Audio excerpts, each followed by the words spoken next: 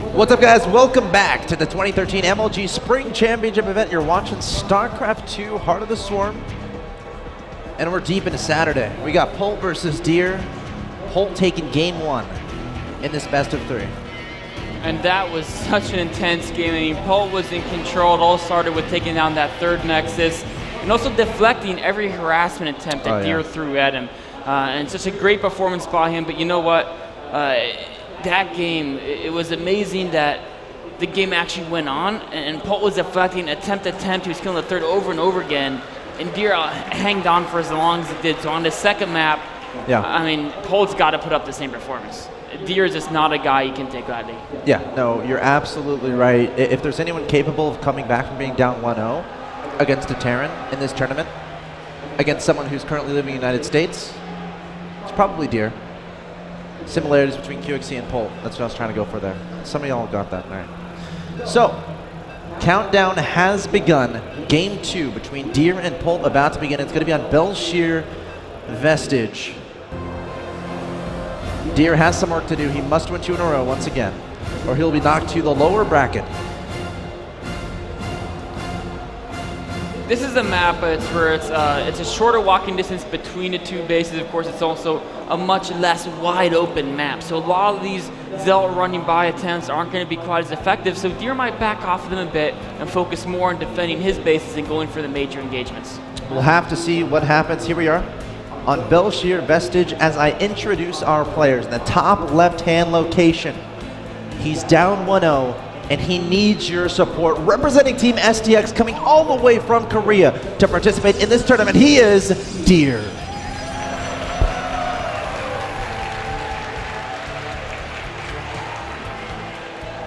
His opponent in the bottom right-hand location, showing dominant play throughout this entire tournament, currently living in the United States of America.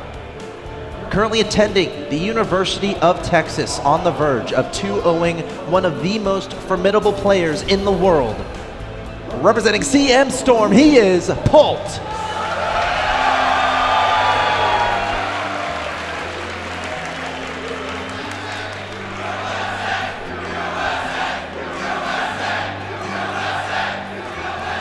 All right, here we are.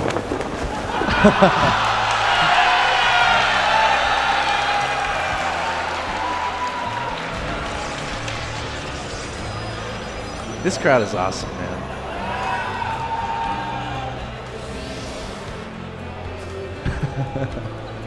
All right. So, Bel'Shir Vestige.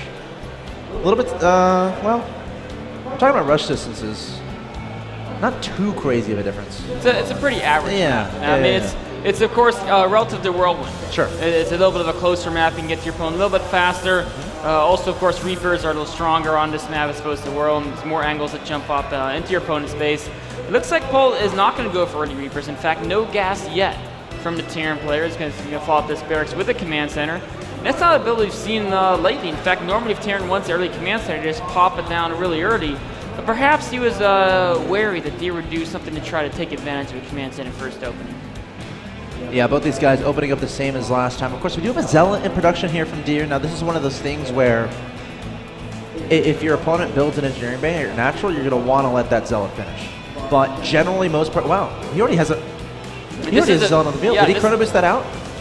You know, I didn't actually catch the chrono boost. This is a very, anytime you get 2 Zealots like this, it's going to be a very aggressive build. And the whole goal of this is you just hope that their bunker's a little bit late.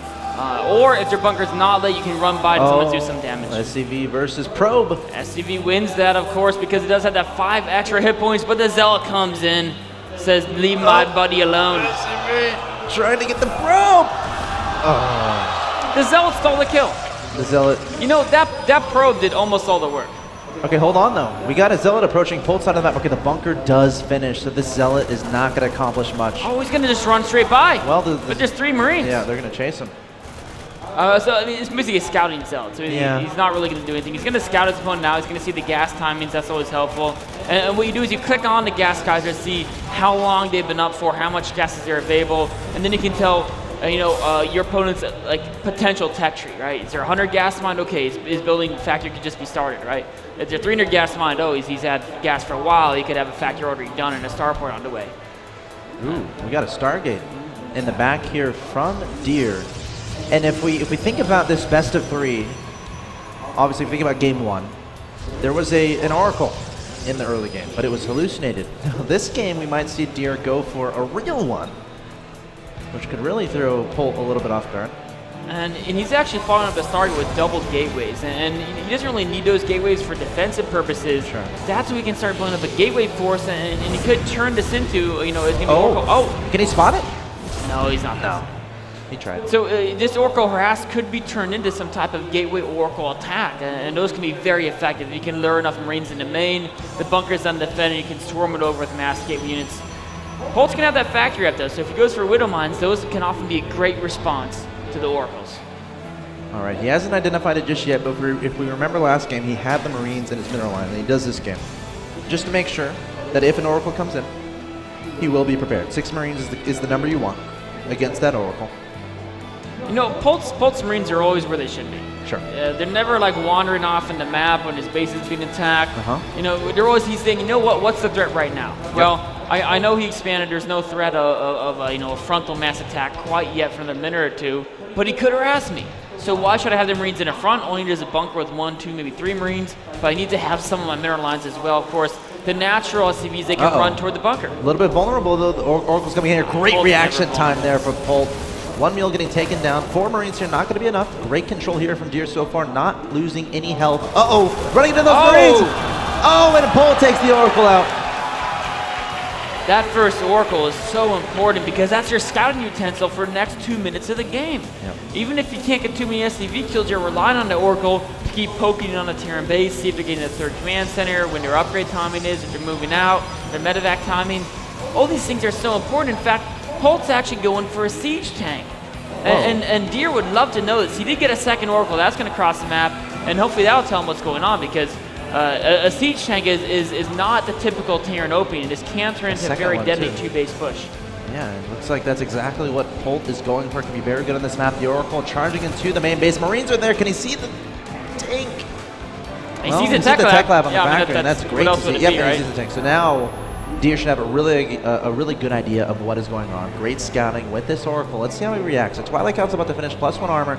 It's looking very similar to last game as far as, the Twilight Council getting +2 armor, and then Storm is what he did last game.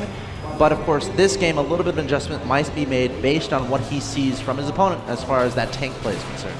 Great defense at the same time. Oracle getting more kills. He found a hole in Polt's defenses, getting a couple kills, and every kill can add up. 7 workers killed, by the way, for Deer. Look what Polt's doing.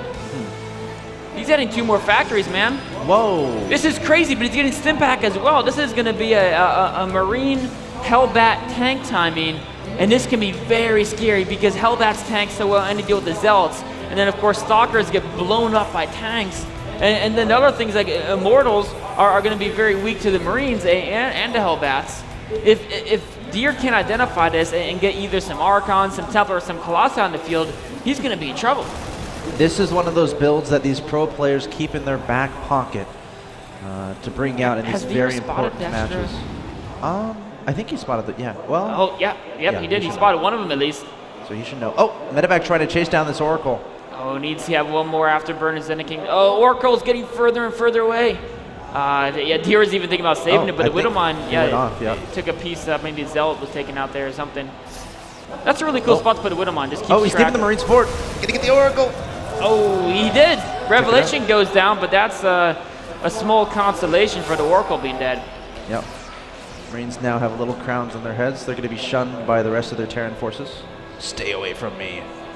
I don't want to be seen. Poor guys. Hellbats 6 at a time. Wow. So he switched, he got a few tanks, and he switched his 3rd factory to reactor as well. So he's just cranking out Hellbats like a maniac. Now this is an insanely mineral expensive investment, getting Hellbats at this quantity, which means he's going to have a very hard time ever affording a 3rd command center unless he wants to cut production. But he's not even worried about 3rd command center. He's going to go for a massive Hellbat-based attack. And this is going to be difficult for Deer to stop because Hellbats are just, you're powerful against most of the units you can field against them. And we're going to start seeing the supply get ridiculously high here for Pult. When you're making those Hellbats, they're one of the most supply efficient units in the game. Build them super fast too. You can build 2 every 30 seconds. Yes. So Pult already up 143 to 109 in that supply. Army supply is 92 to 56 in favor of Pult right now.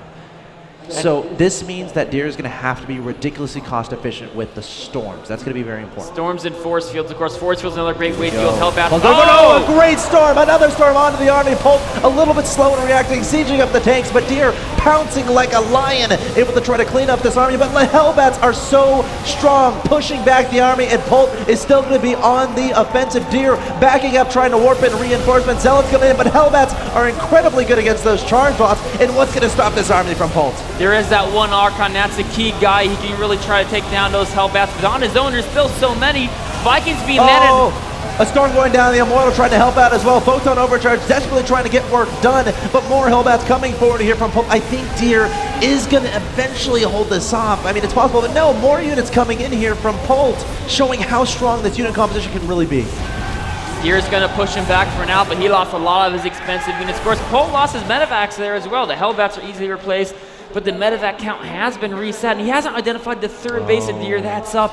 As time goes on, it's going to start looking better for Deer. He's got the third base. Pult, no third command center in sight. So Deer's going to start out-mining him once he can get that stabilized. Also, Deer has identified Pult's composition, so we can start adding more and more Archons into the mix. Oh, Deer going to engage again. Pult trying to brute force his way into his opponent's natural expansion. The Hellbats leading the charge, taking down a lot of charge. Some Hellbats coming in from the left-hand side. Mothership 4 doing its damage from above. None of these units actually shoot up in this composition, as crazy as that sounds in the form of these Hellbats and these Marauders. Deer continuing to back up. Great time warp onto the Hellbats, and now Deer is going to start pushing him back. Remember, he has that third base. He has the superior economy. Pult does not have additional base, so the longer this game goes along, the better it is for Deer. He's always worried about right now is buying time and staying alive as long as possible. Oh, the Archon went down, though. That was kind of the backbone of the Army. The Immortals, of course, can be vulnerable to the Hellbats as well, but they're targeting the Marauders. Once the Marauders go down, he can kite against the Hellbats. The Charge Bots trying to help clean this up as well, but again, the Hellbats can singe those away. Pult still weapon supply 121 to 76, but Deer just barely holding on time and time again. More medevac coming in here from Pult overhead, and look at these Hellbats. They're just staying alive. They refuse to die, going right after the Immortals, right after the Charge Bots. The medevac's doing a great job healing them from overhead. They are immortal. Deer is just trying to hold on. The probes are being pulled here from Deer. He knows this is his last chance. Who knew these Hellbats could be so strong with the medevacs over a bit? I can't even believe what I'm seeing. Deer is having such a tough time dealing with just 3 Hellbats, and guess what? Here comes 4 more from Pult. Make that 2 more, and Pult has a commanding army advantage here, nearly doubling his opponent in supply. Deer desperately trying to hold on, but I think he might be running out of energy, might be running out of steam. He's certainly running out of units. The only thing Deer can hope for is that Pult will mine out of his bases as he's dropping mules on him, but Deer's got to hold on for a little bit longer. Oh my God. Another Archon in the field. More units coming in here from Pult. Just an overwhelming amount of turn with plenty of medevacs overhead. Pult going for the 2-0. Can he make it happen? It looks like it's certainly going to happen. Deer trying to find out what's going to happen. There are the mules from Pult, and he takes it. Pult with the 2-0 over Deer. What an amazing build. You know, I have never seen that build before.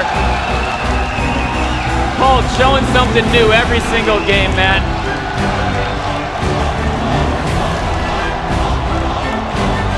Wow. That was spectacular.